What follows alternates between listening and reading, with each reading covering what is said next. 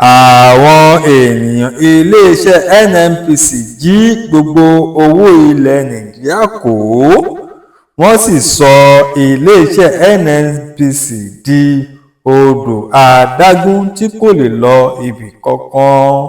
Kòyínkòpá láti bí ọdún gbọ̀nràn sẹ́yìn, Tinubu àfi kí ẹ rí i pé ẹ kó gbogbo àwọn tá à ń sọ yìí kẹ́ sì fi ìyà tó tọ́ jẹ wọ́n, torí pé ẹlẹ́ṣẹ̀ kan kò ní lọ láláì jìyà ẹ̀ṣẹ̀ rẹ̀. Kinní kan ṣẹlẹ̀ lọ́dún díẹ̀ sẹ́yìn lásìkò ìjọba Olúṣẹ́gun Ọbásanjọ́ ní ọdún 2001. Ìjọba kéde pé àwọn fẹ́ ta àwọn iléeṣẹ́ ìjọba kọ̀ọ̀kan tí kò bá mú owó wọlé tó jẹ́ gbogbo ọjọ́ ayé wọn ni wọ́n fi ń jẹ gbèsè. Ìjọba sì ń ná owó ńláńlá lórí àwọn iléeṣẹ́ bẹ́ẹ̀. Ìjọba wá pinnu pé káwọn kúkú ta àwọn iléeṣẹ́ tí àwọn ná owó lé lórí tí kò sì pa owó wọlé. Wọ́n ń pe ètò náà ní privatization, pé iléeṣẹ́ tí kò bá pawó wọlé kó di ti àdáni. Wọ́n sì dá iléeṣẹ́ kan sílẹ̀ tí wọ́n ń pè ní PPE, Flow of Public Enterprises. Ẹni tí wọ́n fi ṣe aṣojú olórí nígbà náà lọ́hùn-ún ni Nasiru El-Rufai, ṣùgbọ́n ẹni tí ó jẹ́ ọ̀gá pátápátá nídìí ètò tí ìjọba gbé kalẹ̀ náà ni Atiku Abubakar, igbákejì ààrẹ ilẹ̀ Nàìjíríà nígbà náà ní í ṣe. Ọ̀kan lára àwọn iléeṣẹ́ tí wọ́n fẹ́ tà ní Nitel, iléeṣẹ́ tó ń ṣe ètò bí gbogbo wa ṣe ń gbọ́ra wa yé títí dé orí rédíò. Gbogbo nǹkan tó bá ti jọmọ́ afẹ́fẹ́, iléeṣẹ́ Nitel ló wà nídìí rẹ̀. Ṣùgbọ́n bí wọ́n ṣe ń ṣòwò tó, wọn kò jèrè rí, wọ́n tún máa ń jẹ gbèsè ni. Ìtorí ẹ̀ gan-an ni ìjọba ṣe pinnu láti tà á dànù fún àwọn aládàáni.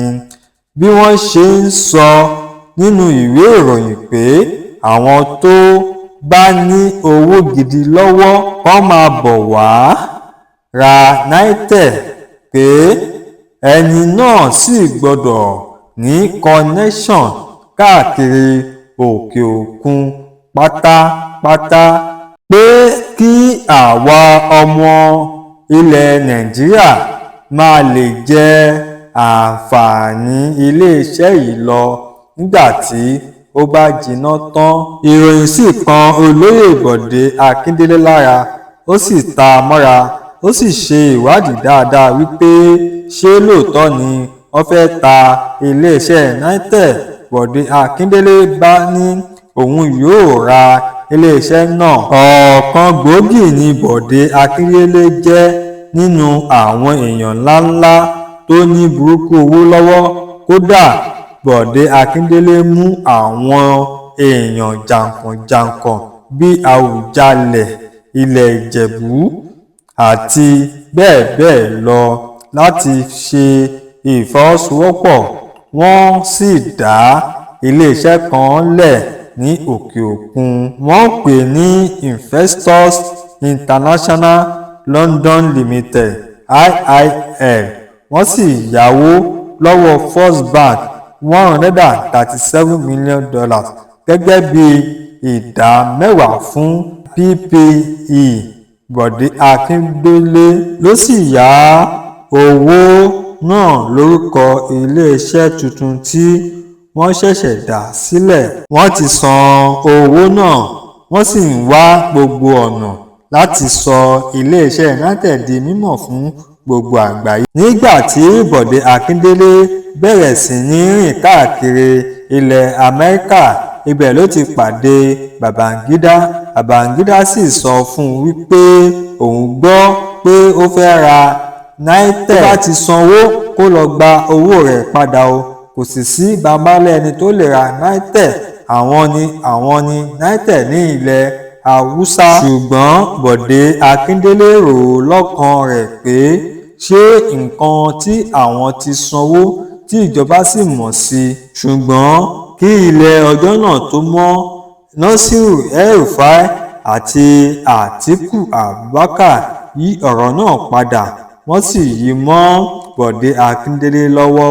Olúṣẹ́gun Ọbásanjọ́ sì fagilé ìwé àjọṣe tó wà láàrin Bọ̀dé Akíndélé àti ìjọba, wọ́n sì wí pé àwọn ò ta iléeṣẹ́ Nitel mọ́, wọn ò sì dá owó Bọ̀dé Akíndélé náà padà látìgbà yẹn títí di bá a ṣe ń sọ yìí.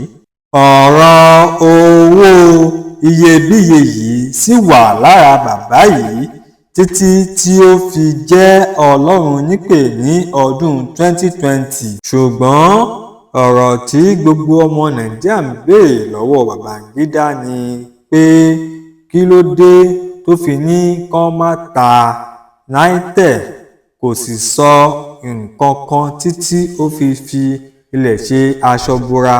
Ìjọba Ọbásanjọ́ sì gbá Bọ̀dé Akíndélé lágbàá gbé tí nǹkan kan ò sì ṣẹlẹ̀. Ó ṣe wá jẹ́ ọ̀pọ̀ gbogbo iléeṣẹ́ tó bá ti jẹ́ ti ìjọba kò kí ń ṣiṣẹ́. Ǹjẹ́ ẹ mọ ìdí tó fi rí bẹ́ẹ̀?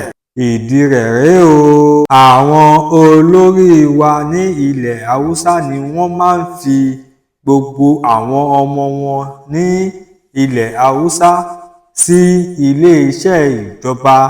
Wọ́n kàwé, wọn kò kàwé, wọ́n mọ̀kọ, wọn kò mọ̀kọ, wọ́n kọ́ṣẹ́, wọn kò mọṣẹ́, wọ́n á fi wọ́n sí ibì kan ṣáá ni o. Bóyá Nigeria Bureau Base ni o, tàbí iléeṣẹ́ NEPA tàbí iléeṣẹ́ Nitel, wọ́n á sì jẹ iléeṣẹ́ náà run lájẹ̀bàjẹ́. Gbogbo iléeṣẹ́ tí àwọn Haúsá yìí bá ti kóra wọn jọ sí, Haúsá nìkan ni wọ́n ó máa sọ, wọ́n sì máa jẹ ibẹ̀ run ni. Nǹkan tó ń ṣẹlẹ̀ sí NNPC nìyẹn o láti ọjọ́ yìí. Láti bí ọdún gbọ́nràn, iléeṣẹ́ ìfọpo ilẹ̀ Nàìjíríà ò ṣiṣẹ́ mọ́.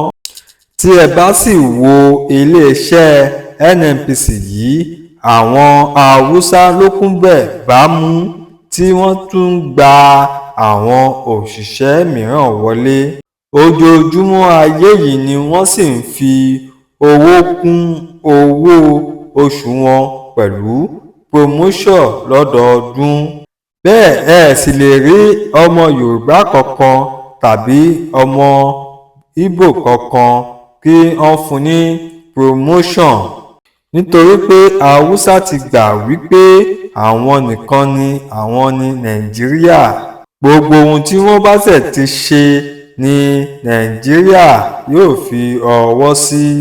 Àkúṣẹ̀mọ̀ bíá ìjọba ilẹ̀ Nàìjíríà ti ta Yorùbá àti Ìgbò fún àwọn Haúsá ni, nítorí pé gbogbo ohun tí wọ́n bá ti ṣe táwúsá bá ti ṣe báyìí àṣegbé ni.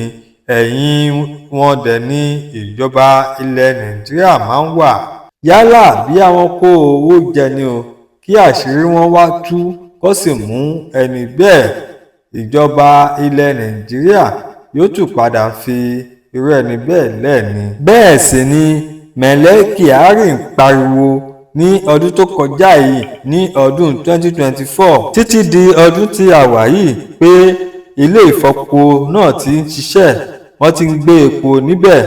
Kódà wọ́n tó fi sínú newspaper káàkiri tí gbogbo wa sì ń dunnú pé a mà dúpẹ́ o, iléeṣẹ́ NNPC ilẹ̀ Nàìjíríà ti ń fọ epo jáde, wọ́n ti ń gbé epo jáde, àṣẹ irọ́ gbu ni. Ṣùgbọ́n àwọn tó mọ ohun tó ń lọ sọ wípé irọ́ ni ọkùnrin náà ń pa. Ṣùgbọ́n àwọn ènìyàn kan tún sọ wípé òótọ́ ni, nítorí pé àríjẹ níbi ìbàjẹ́ ni àwọn.